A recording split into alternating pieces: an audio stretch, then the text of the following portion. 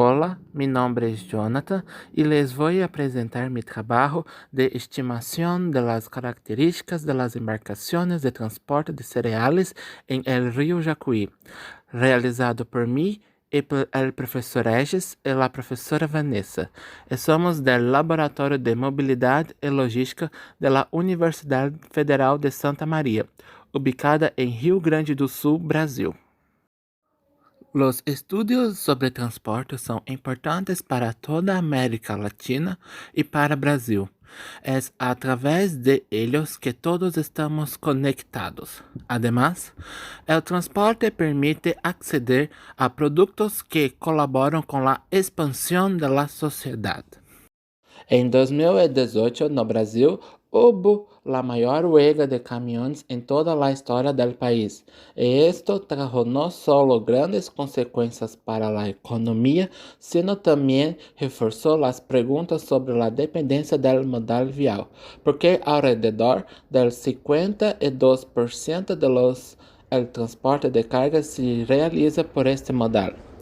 Todo esto preocupa aún más en el ámbito de la agroindustria, que es la mayor dependencia del país.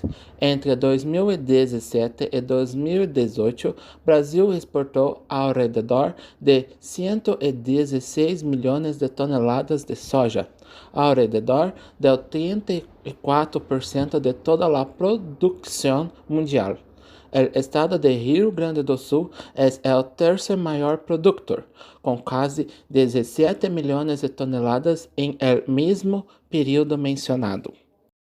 El país tiene un costo de casi 20% para transportar el grano, y esto encarece el producto en 32%.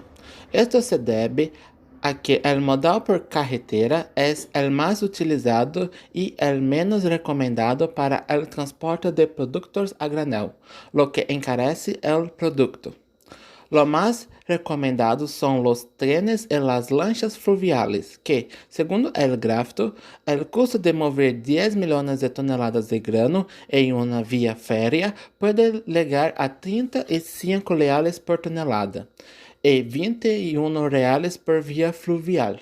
A modo de comparação, a autopista custa aproximadamente 120 reais.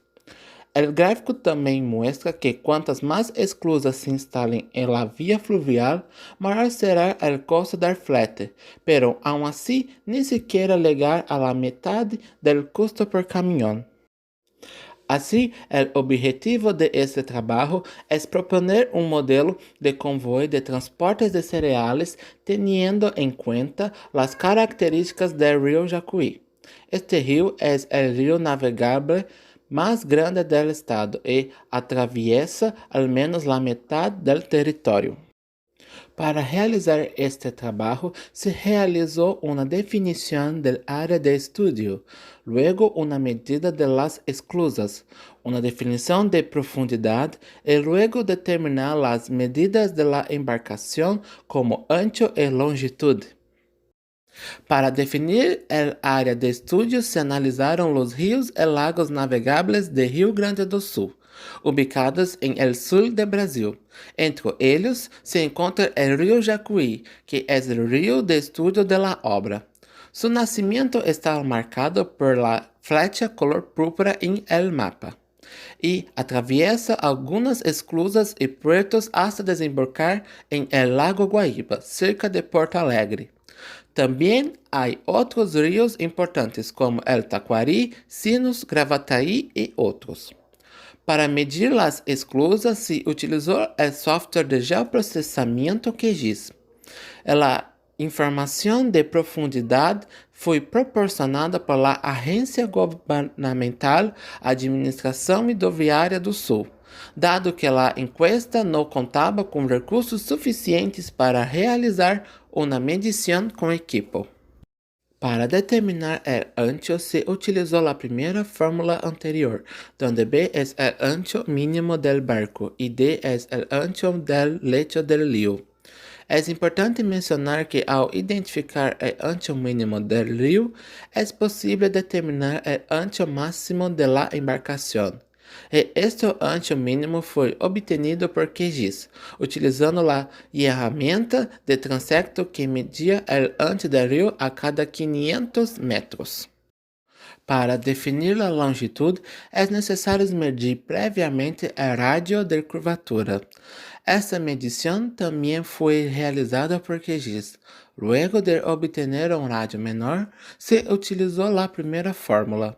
Sin embargo, se viu que a embarcação tendría uma longitude muito pequena, por lo que se utilizou a segunda fórmula, donde se calcula el sobreancho de las curvas. El sobreancho es el ancho del río en ese tramo en relación al ancho mínimo del río. Es decir, se determina el largo de la embarcación en el ancho dado del río, teniendo en ese ancho un radio de curvatura en relación con el ancho más pequeño encontrado en un recodo del río. Sin embargo, la fórmula de sobreancho solo se puede utilizar en radios de curvatura inferiores a 1100 metros, con anchos inferiores a 148 metros.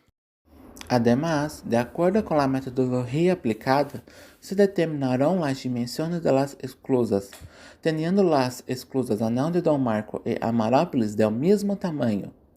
As dimensões da esclusa de Fandango não se elevarão em contato com nenhuma obra, ya que a embarcação não necessitará passar por ella, pero se mencionou porque se encontra em la ciudad de origen de este estudio. Com a informação obtenida da Agência Pública de la Hidrovia, se determinou que a profundidade deve ser de hasta 2,5 metros.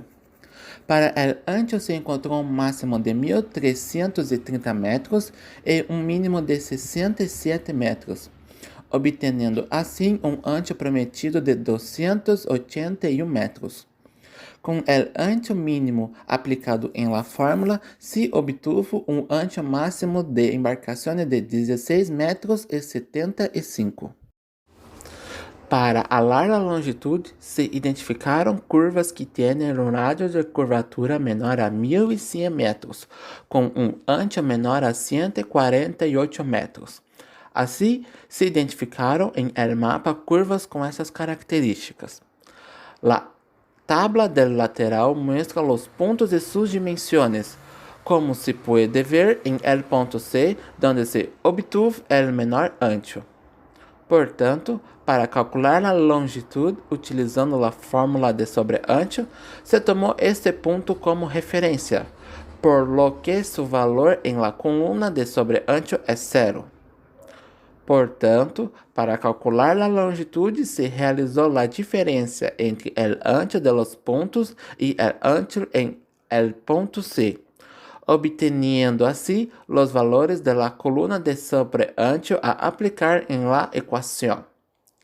Este cálculo confirmou que a longitud máxima de la embarcación en relación al río es de 81 metros, por lo que la embarcación no tiene problemas para realizar los giros.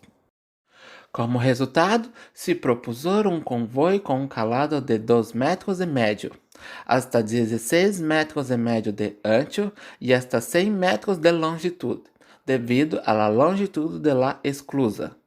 A modo de comparação, se tomou como referência a embarcação de la hidrovia Tietê-Paraná, que é uma hidrovia ativa e se utiliza actualmente.